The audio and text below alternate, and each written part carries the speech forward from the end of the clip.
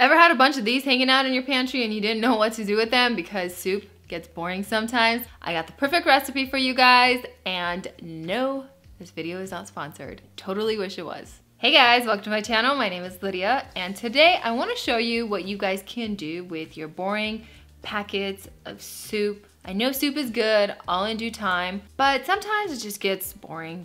So today I'm going to show you how to spruce up your boring ramen with some sesame, garlic, ginger ramen noodles. I hope you guys are ready for this recipe. I sure am. It's going to taste fabulous. I know you guys are going to like it. If you like takeout, Chinese takeout, I think you'll like this. It has a similar flavor. Make sure you guys are subscribed to my channel if you're new here. If you like simple recipes, just consider subscribing. It's not that hard, just easy. You just click the subscribe button, beep, and there you go. You're subscribed to me. You get a deal with me. All right, without further ado, let me show you how to make this recipe. It's pretty easy.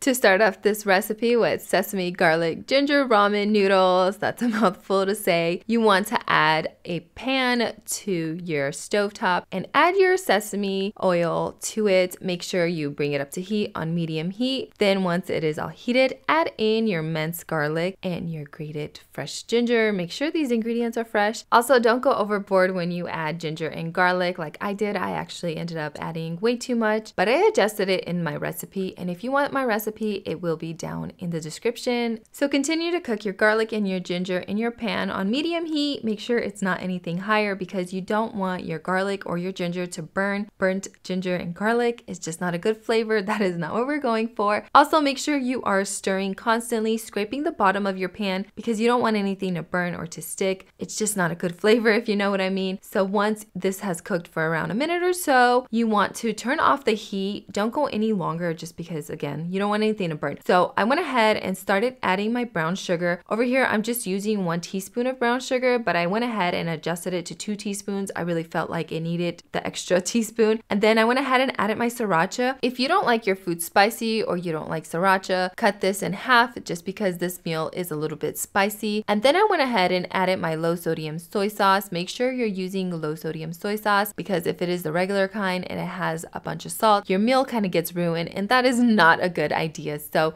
I went ahead, mixed up everything. Remember, your heat should be off. I also wanted to mention that I did have a saucepan with some water coming to a boil in which I added my ramen noodles, and then I just cooked my ramen noodles according to the package instruction. I just want to make sure that you guys realize this meal comes together super quickly. So once your ramen noodles come to a boil, I want you to go ahead and strain them off of all that liquid, and then you could add your ramen to your sauce that you just created. It just smells really, really good, kind of like takeout right now. And then I went ahead and started mixing everything together. I'm just mixing it, trying to get all the ginger and the garlic incorporated into my noodles. And then you can take it off the heat and you can start plating it. Now it should look something like this. You can serve it up however you like. I went ahead and added my ramen to a bowl. Your ramen shouldn't be soupy, so if it's soupy, you might want to cook that out a little bit and you might have soggy ramen.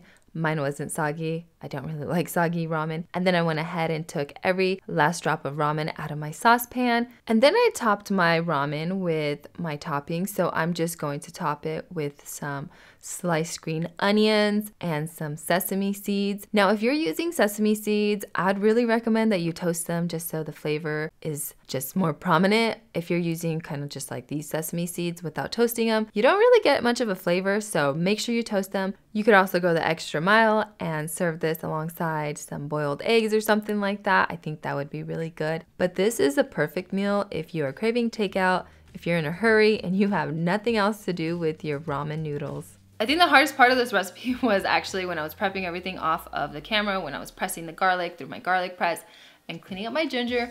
That was the worst part. But besides that, I think this recipe came together probably in like 5 to 10 minutes max. Pretty simple. Pretty good if you want something super fast and you want to spruce up that nasty ramen soup. I mean, it's not nasty, but it just gets old after some time. And then the packets just hang out in the pantry forever. I know you're guilty of it because I'm guilty of it all the time, and I try to go through my stuff pretty quickly. But I hope you guys enjoyed this recipe. If you stuck around this long, thank you very much. Thanks for watching. And if you're not subscribed, please consider subscribing. I'd greatly appreciate it. Thank you in advance. And until next time, I'll see you later. See ya.